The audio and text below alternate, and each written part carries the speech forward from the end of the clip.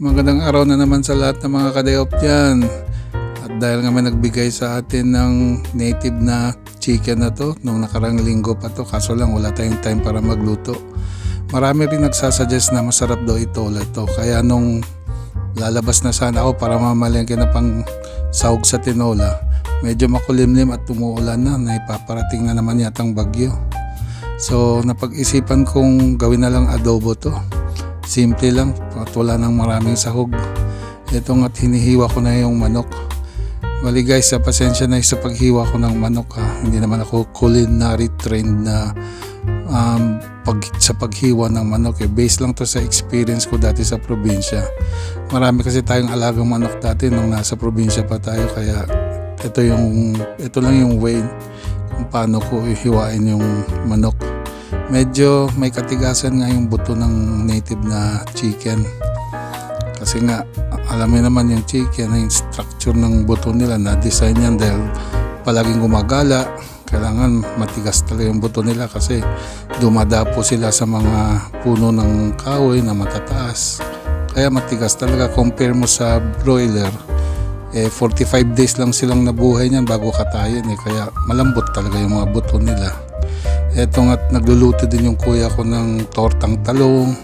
At ito yung atay ng manok nilalaga namin para lang sa pusa namin. O diba sosyal yung pusa, kailangan talaga lutuan. So ito lang yung sahog natin, atsuetes, bawang, sibuyas at luya.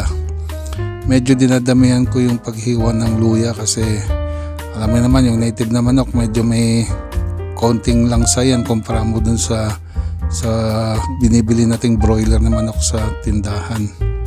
Balak ko rin sanang lagyan ng sili to, kaso lang hindi nga tayo nakapagpamalengke kaya wala tayong nabili. Ito't yung atsuetes, ginigisa ko muna or piniprito ko sa mantika.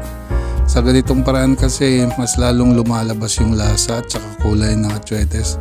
Nakita ko lang to dati sa mga kapitbahay namin na nagluluto sa probinsya. Ganito yung style nila Medyo madali naman siyang gawin at mas mabilis nga siyang pumula.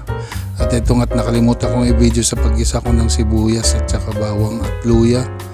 Ito't na halo ko na yung manok sa mantika na may atsuetes. So nilagyan ko lang ng tubig, black pepper, syempre dahon ng laurel, toyo at saka suka. Yan lang, papakuluan ko lang yan at saka aantayin kong mag-reduce yung tubig para hanggang sa lumambot.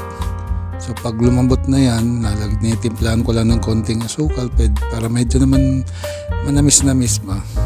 Alam kong maraming paraan sa pagluto ng adobo, iba-iba yan. So kanya-kanyang style lang yan. Ito lang naman yung version ko sa pagluto ng manok. Hindi nga pare-pareho kung minsan depende sa mood ko kung anong pinaglalagay ko.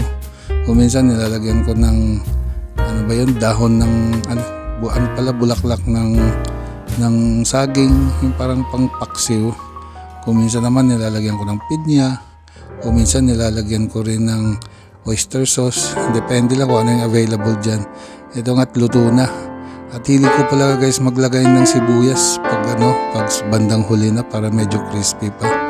Ito na nga't kakain na kami at may pa-coke pa yung kuya ko. Bumili ng coke, buti na lang sugar free. Sana nga totoo sugar free talaga yan. Alam na naman medyo diabetic na tayo. So paano guys, natatakam na ba kayo? Kain na tayo. Guys, share niyo naman sa comment yung mga alam yung mga recipe pa dyan. So thank you sa panonood.